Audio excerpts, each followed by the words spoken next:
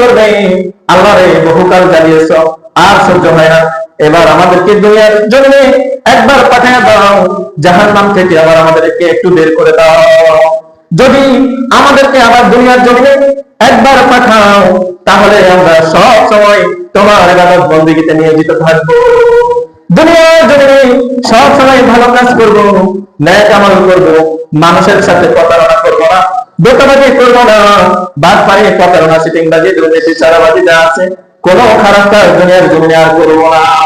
ও আল্লাহ, তুমি আমাদেরকে আবার আরেকবার দুনিয়াতে যাওয়ার জন্য সুযোগ করে দাও। আল্লাহ রাব্বুল আলামিন বলেন, না না বান্দা, আওয়ালাম নুআম্মিরকুম মা ইয়াতাযাক্কারু ফীহি মান তাযাক্কারা ওয়া জাআকুমুন নাযীর। আল্লাহ রাব্বুল আলামিন তখন তাদেরকে বলবে, ও জাহান্নামীরা, তোমাদের নিকট কি দুনিয়ার জমিনে কোনো ভয়-ভীতি প্রদর্শনকারী যায় নাই? তোমাদেরকে কেউ কি ভয়-ভীতি প্রদর্শন করে নাই?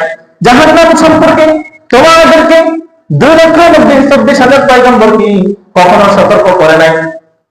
যুগে যুগে সাহাবীরা, আগে ওলামারা মসজিদের মেম্বারে বসিয়া বসিয়া কিয়ামত পর্যন্ত তোমাদেরকে কোরআন এবং হাদিস থেকে জাহান্নাম সম্পর্কে সতর্ক করেছে, কিন্তু তোমরা আমার সতর্ক শোনো নাই। ফাযুকু ফামা লিয-যালিমিনা মিন নাসীর।